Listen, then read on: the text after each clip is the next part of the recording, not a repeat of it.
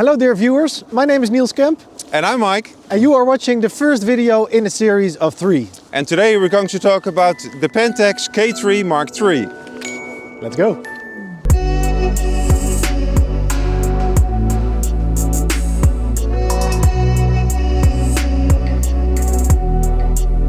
So Mike, what can you tell us about the K3 III? Well, actually a lot. The K3 III, the new flagship camera, APS-c sized sensor. It's got all the bells and whistles that a wildlife photographer can wish for.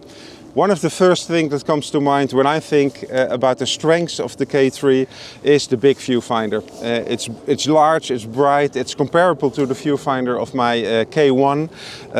It's really a plus when shooting through the viewfinder and judging your subject. I just returned from Africa, and in Africa you never know what the circumstances will be, what you will encounter.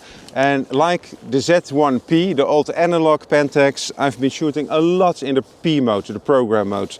The back functions as your aperture control and the front functions as your shutter speed control. So it's very easy to switch from shutter speed priority or aperture priority. If you're in doubt, you press the green button and it will follow the program line. So the P mode is one of my favorite modes currently on any Pentax camera.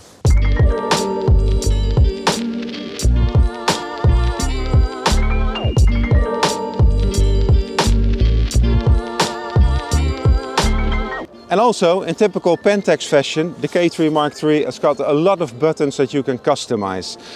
I don't like diving into menus to change my settings, but instead I use the function button, which I can program to adjust my ISO or to adjust my shutter speed or even to adjust my white balance. So according to the situation that I'm in, I assign functions to the buttons, and with the aid of the third wheel, it's very easy to control the settings that you need at a certain time or certain situation.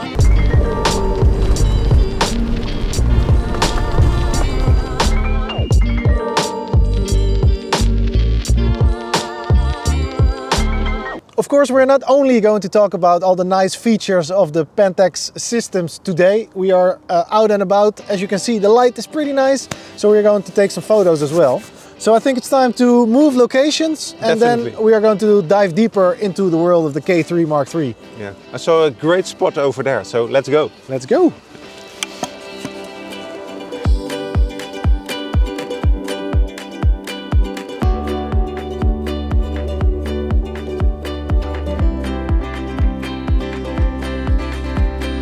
I had so much fun with the K3 and wildlife.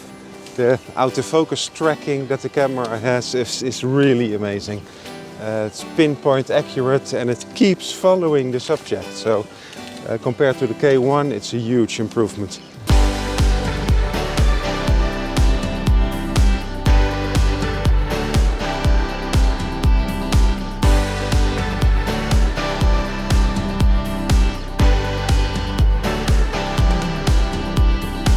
So Mike, you are just back from Africa, and there has been a lot of talk about the improved autofocus capabilities of the K3. What can you tell us about it? All true. No, without kidding, I've been to Etosha. Etosha is a wildlife area per se in Namibia. I've been photographing lions, some black rhinos, of course the normal plains animals. And what I normally used to do was use the four-way controller to move my focus points around to select the head, the eye, that sort of stuff. That has changed completely now because we've got the joystick instead of the four-way controller. And the first thing I noticed that working with the joystick to move my focus point or my focus group around in the frame is so much easier. And like I said before, the autofocus tracking and mainly the predicting where the animal will be when you press the shutter is improved greatly as well. So my keeper rate of sharp images has greatly gone up. So I'm very happy with the autofocus capabilities on the K3.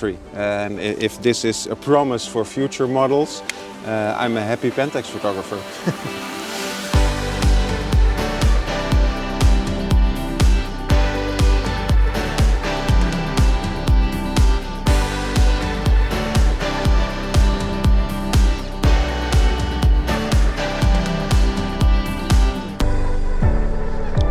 So, about the K3 III.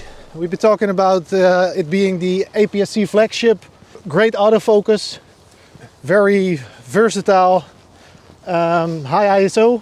Yep, definitely. What is the main concern when using a camera like this? What for you is the most important thing? For me, of course, the most important thing is the artistic aspect, or the speciality of the subject that you're photographing.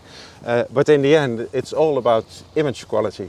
And image quality in sharpness, but also image quality in dynamic range, image quality regarding to ISO, high ISO capabilities.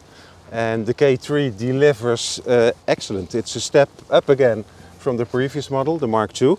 And shooting at ISO 1600, 3200 is no problem at all with the camera. So the quality that I need as a professional is there in the camera. So it's just a photographer who needs to get it out.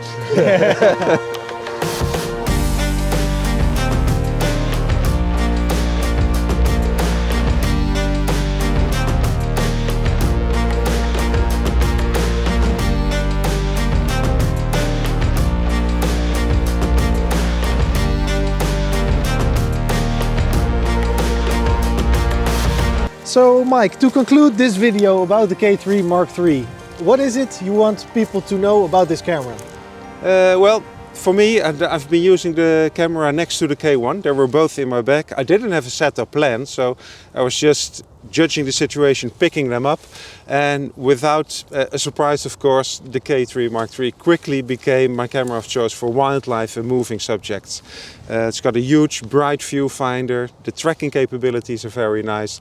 The 11 frames per second really helped me to get the best image. And for a landscape photographer, frames per second means nothing. But with wildlife photography, the position of the head, the look in the eyes, the position of the feet, they all matter. So if you've got more frames per second, you've got more images to choose from to pick the best one.